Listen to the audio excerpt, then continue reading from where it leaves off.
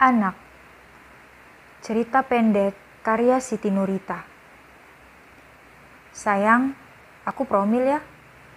Pinta Sasya kepada calon suaminya. Promil? Maksudnya? Jawab Seno bingung. Program hamil sayang. Jelas Sasya. Hah? Maksud kamu kita gladi resik dulu gitu? Tanya Seno sambil senyum-senyum girang menggoda Sasya. Hus, gladi resik, bukan. Aku mau konsumsi susu program hamil supaya kita lekas punya anak selepas nikah nanti sayang. Jelas Sasya dengan raut wajah kesal namun masih manja. Oh, ntar aja ya. Aku masih pengen berduaan dulu, gak usah buru-buru deh. Jawab Seno. Kok gitu? Sasya kesal. Jangan murung gitu dong, Syah. Aku bukan gak mau buru-buru punya anak. Aku juga gak bermaksud nunda. Maksud aku, kita pakai cara alami dulu aja. Kalau Tuhan udah kasih, aku juga gak akan nolak kok. Cuma kamu gak perlu konsumsi susu ya. Nanti aja, kalau udah jalan beberapa bulan pernikahan kita, tapi belum juga berhasil, baru deh kamu konsumsi susu. Atau pakai cara lain juga gak apa-apa. Lagian aku memang masih pengen menikmati pacaran bareng kamu setelah nikah. Jelas Seno. Yaudah deh, kalau itu mau kamu. Aku juga sebenarnya pengen berduaan dulu sama kamu. Tapi kan kamu tahu, aku udah gak muda lagi. Usiaku nambah terus. Aku takut. Belum selesai Sasya ngomong, Seno menghentikannya lewat jari yang ditempelkan ke bibir calon istrinya itu. Udah, jangan mikir yang aneh-aneh. Mending kita fokus nyiapin pernikahan kita aja dulu. Tungkas Seno sekaligus menenangkan Sasya. Sasya batuk. Kamu kenapa? Tanya Seno.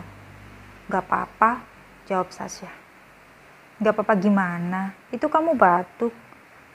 Cuma batuk biasa kok. Ntar lagi juga sembuh. Jelas Sasya meyakinkan. Ya udah, lebih dijaga aja kesehatannya ya. Pinta Seno. Pasti dong, jawab Sasya. 2 bulan pun berlalu. Hari ini adalah hari yang mereka tunggu. Sasya dan Seno akan menjadi pasangan suami istri. Tampak sekali kebahagiaan mengiringi raut wajah mereka. Sasya terlihat cantik dengan mahkota di atas kepalanya. Brokat yang menempel panjang hingga terseret ketika ia berjalan, melengkapi indahnya kebaya putih yang sangat serasi di tubuhnya itu. Peci, serta jas putih yang sengaja disewa Sasya, ternyata pas dikenakan calon suaminya. Semakin menambah kegegahan Seno. Sarung yang dibeli ayah Sasya sebagai hadiah pernikahan mereka pun nampak apik terbalut di pinggang Seno. Benar-benar pasangan sepaket lengkap, tampan dan cantik. Akad nikah pun berlangsung. Tanpa tergesa-gesa seperti lelaki biasa yang tak sabar ingin lekas ke kamar, Seno sangat santai dan pasti menggenggam tangan ayah Sasya. Sambil mengatur nafas, pelan, dan pas. Sekali ucap langsung sah.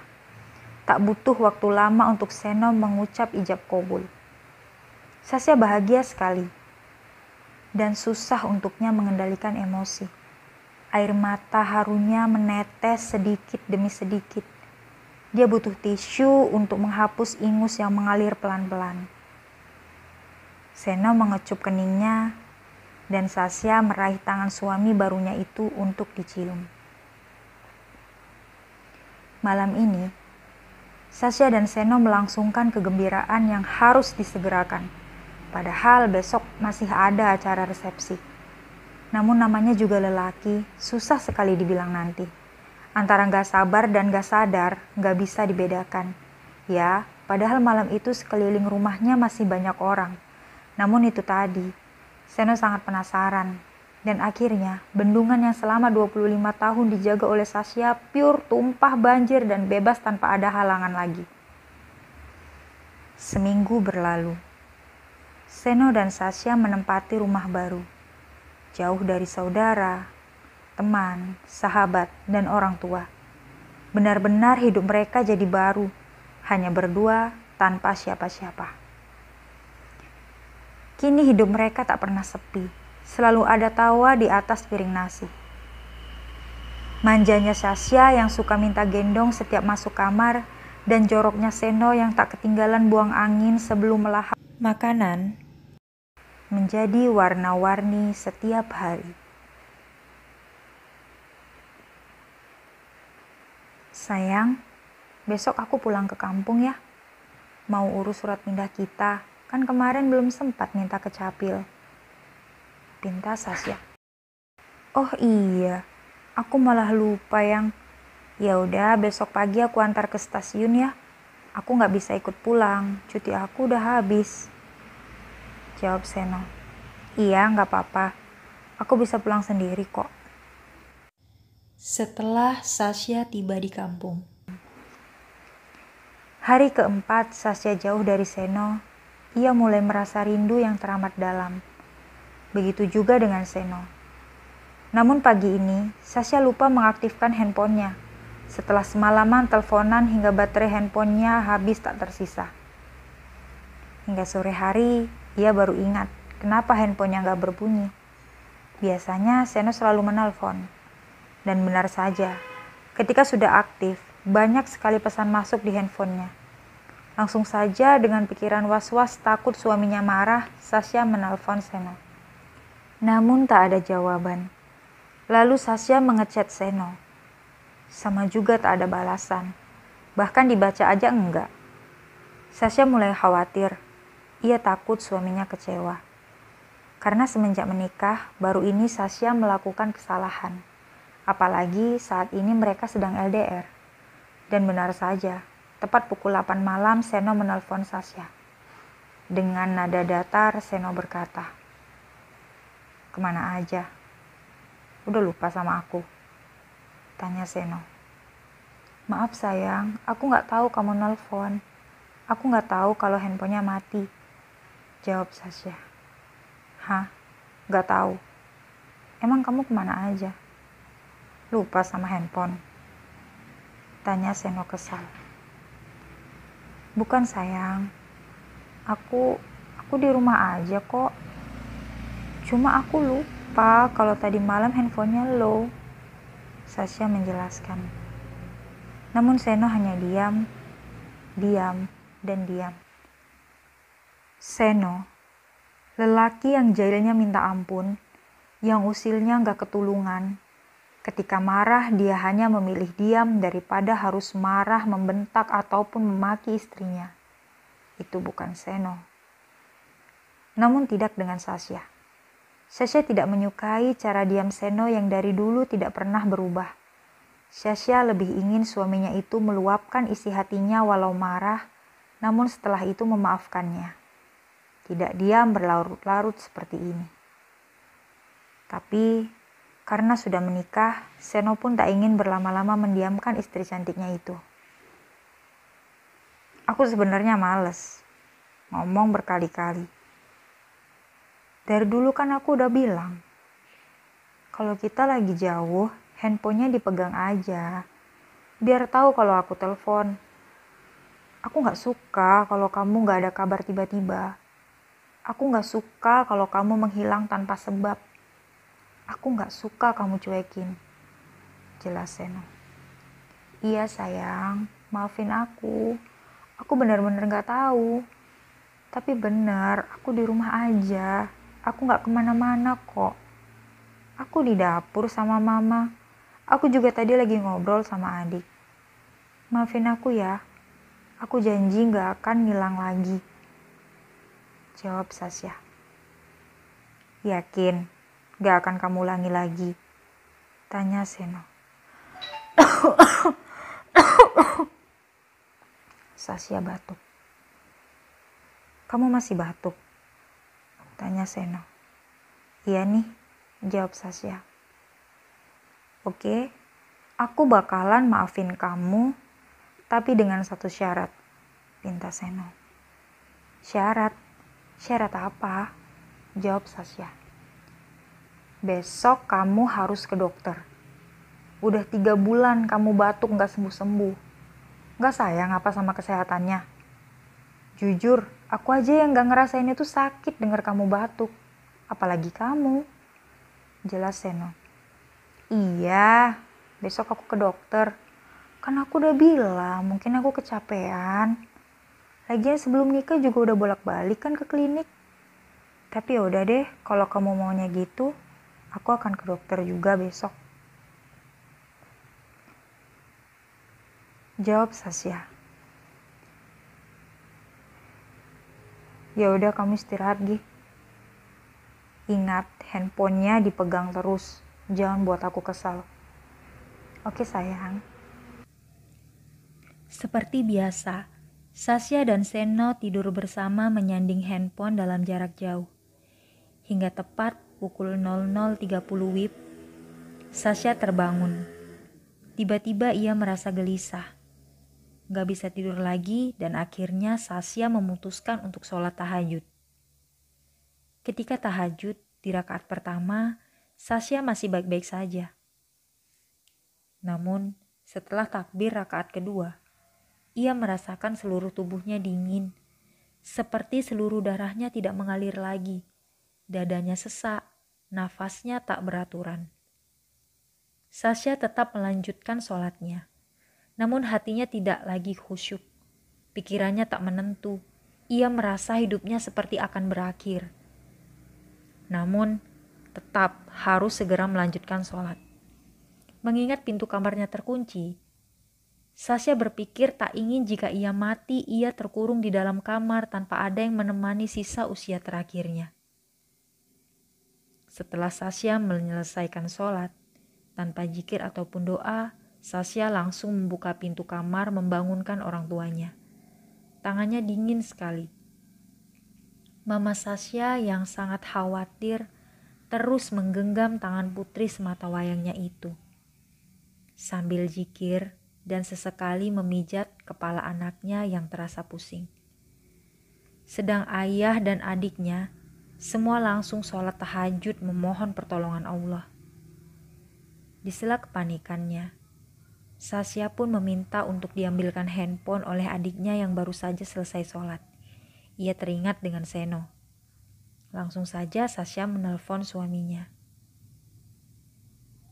Sen, aku udah gak kuat, ucap Sasya. Kamu kenapa Sya? Gak kuat gimana? Tanya Seno khawatir. Tadi aku lagi sholat. Terus tiba-tiba dadaku sesak. Susah untuk nafas. Sekarang badanku dingin banget. Aku gak kuat, Sen. Kamu sholat tahajud ya? Doain aku. Pinta Sasya. Yaudah, kamu coba duduk dulu, atur nafas pelan-pelan dan jangan panik. Aku sholat dulu, HP jangan dimatikan ya. Jawab Seno. Iya. Perlahan-lahan tangan Sasya mulai hangat. Badannya pun tidak terlalu dingin. Mama Sasya yang sedari tadi berzikir pun sedikit lega melihat tubuh putrinya yang sudah tidak pucat lagi. Ayah dan adik-adik Sasya berkumpul di sekelilingnya menyemangati dan terus berdoa untuk Sasya. Alhamdulillah, nafas Sasya juga sudah kembali pulih. Namun masih khawatir, ayah Sasya langsung membawanya ke klinik terdekat. Sesampainya di sana, suster menyarankan Sasya untuk dirawat inap. Namun Sasya tidak mau, karena dia ingin ke dokter paru besok. Ditawarkan pasang oksigen, ia juga gak mau. Sebab ia sudah merasa jauh lebih baik dari sebelumnya. Sasya hanya disuntik dan dikasih obat dari dokter umum pemilik klinik tersebut. Keesokan harinya, Sasya diantar Ipan, adik bungsunya, ke rumah sakit. Setelah menunggu cukup lama, lalu Sasya bertemu dokter Nini spesialis paru dan menjalankan segala rangkaian pemeriksaan. Sasya pun segera mendapat jawaban dari sakit yang selama ini ia derita. Seno yang sudah tidak sabar ingin tahu kesehatan istrinya itu menelpon. Gimana sayang? Apa kata dokter?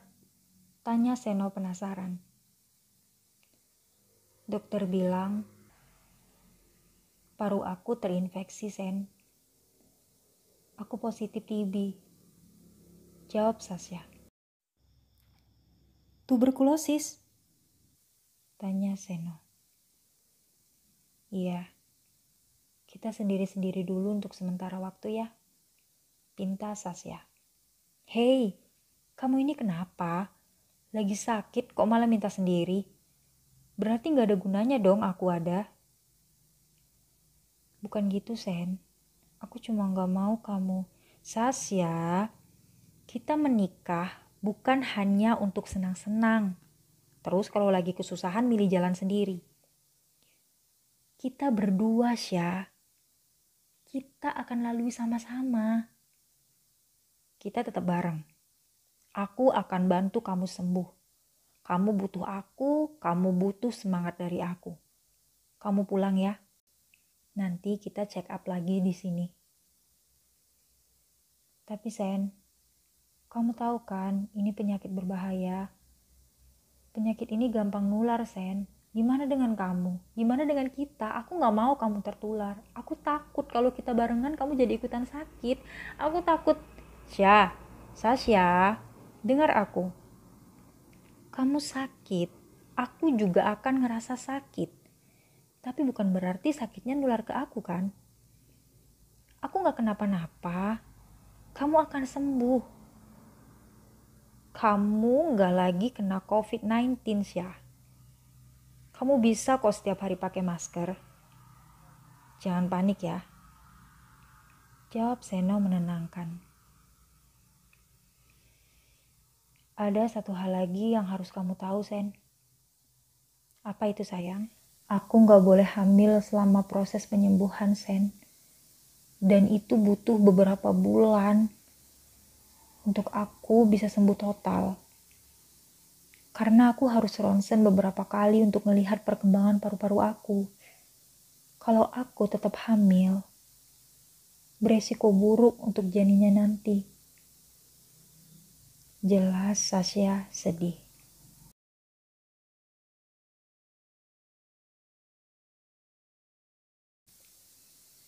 Senyap.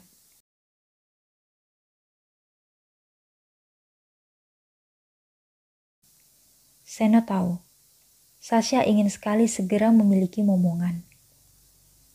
Namun sepertinya Tuhan berkehendak lain. Seno sedih, tapi ia tak ingin membuat hati istrinya semakin sedih. Oh, masalah anak. Gak apa-apa sayang. Kita kan udah bicarakan masalah ini dari awal. Aku pengen pacaran dulu sama kamu. Jadi jangan terlalu dipikirin ya. Fokus aja sama kesehatan kamu dulu.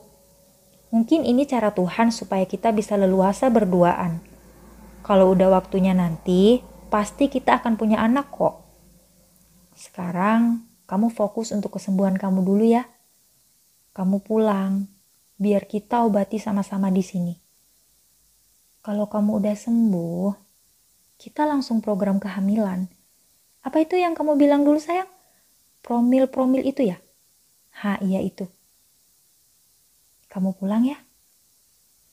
Seno berusaha menghibur Sasya. Sasya hanya diam. Aku gak mau kamu sendirian. Apapun yang terjadi. Cukup dulu sebelum nikah, kamu lama nungguin aku sendiri. Dan sekarang, gak akan aku biarkan itu terjadi lagi. Jelas Seno.